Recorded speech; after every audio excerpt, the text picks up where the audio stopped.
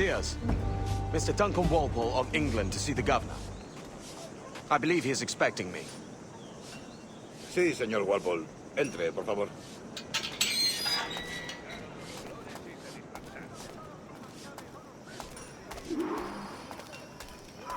¿Ese es el hombre? ¿Cómo lo llamabas? ¿Asesino? Sí, Duncan Walpole.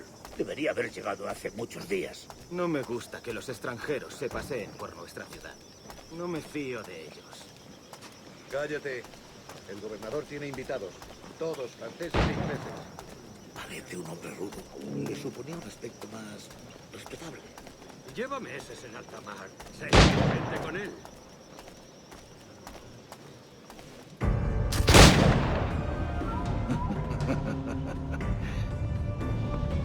Good morning, sir. Would I be correct in thinking you are Duncan Walpole? I am indeed. I thought as much. Woods Rogers. A pleasure. The same. I must say, my wife has a terrible eye for description. I'm sorry. My wife.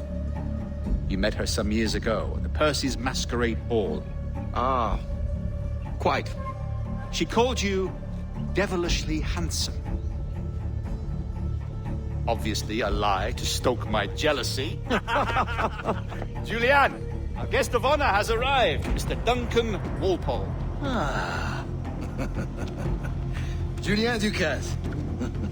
I hope your conversion to our order is an honest one. I have no love for assassins, but even less for liars. I have not come to disappoint. Up for a bit of sport, Duncan? The old man isn't ready just yet.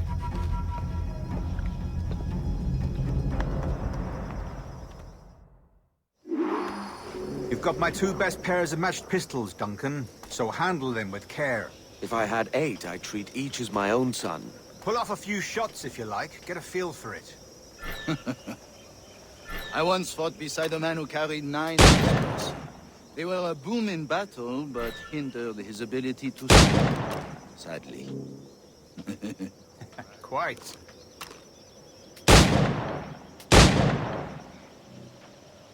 A good kick, yes? I long for the day when one firearm carries 4 bullets, and not the opposite. I have a friend in England you may like to meet, Julien. James Puckle. He's working on something extraordinary. Magnifique.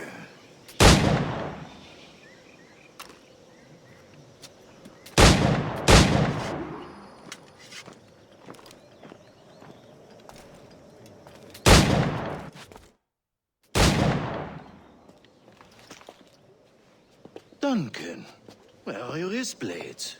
I've never seen an assassin so ill-equipped. Ah, damaged sadly beyond all repair. Uh-huh.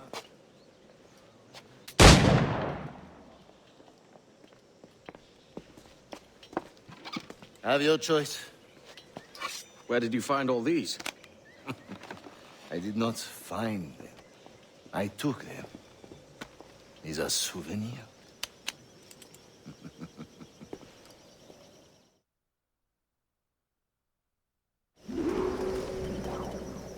Two blades. That is the custom, eh? Custom, aye. Duncan, will you indulge us with a demonstration of your techniques? Well, We must. We put together a training course in anticipation of your arrival. It would be a shame to leave here without seeing you in action. yes, of course. Well, I mean, if there is time, I would gladly, show you what I know. Here. You see? Situations well suited to your skills. Have a go. A blade in a crowd is always the simplest. Nothing grandiose, just quick and clean.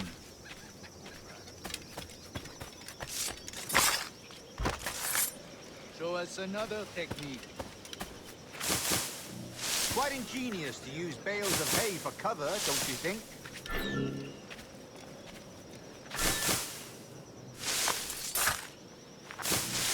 God, that's the spirit. Secrecy. The advantage of surprise cannot be overstated, isn't that so? Especially around a blind corner.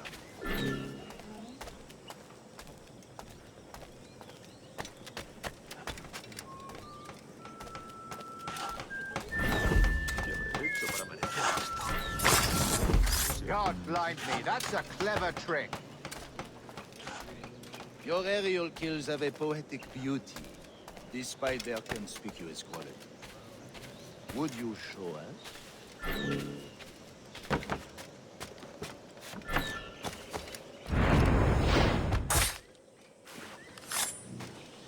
Magnifique. Is it also possible to deliver a killing blow at high speed? Mon Dieu, such a powerful strike! Fascinating.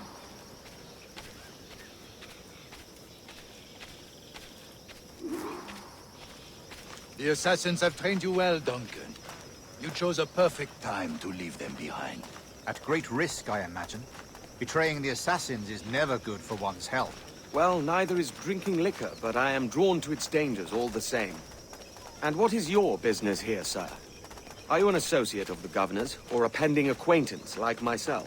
Guns, blades, cannons, grenados. Anything that may kill a man, I am happy to provide.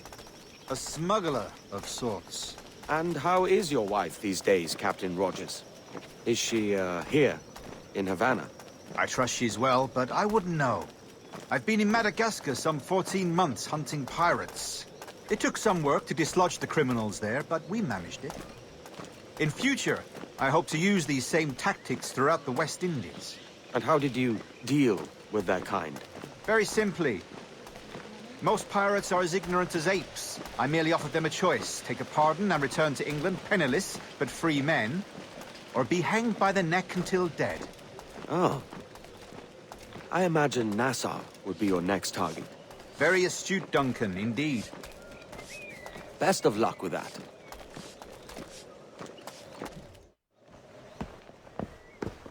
Grandmaster Torres! Mr. Duncan Walpole has arrived. See. You were expected 1 week ago. Apologies, Governor. My ship was set upon by pirates. We were scuttled. I arrived only yesterday. Unfortunate. Forgive my caution, but were you able to salvage from these pirates the items you promised me? Yes, sir, I was.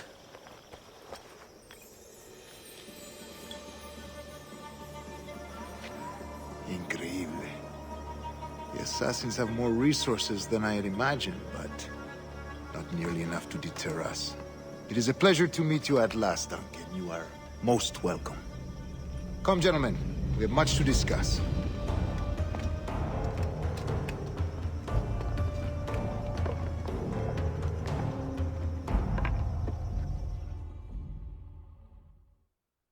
And in such continental company, England, France, Spain, citizens of sad and corrupted empires. But you are Templars now, the secret and true legislators of the world. Please, hold out your hands. Mark and remember our purpose. To guide all wayward souls till they've reached the quiet road. To guide all wayward desire till impassioned hearts are cooled. To guide all wayward minds to safe and sober thought. By the Father of Understanding's light, let our work now begin.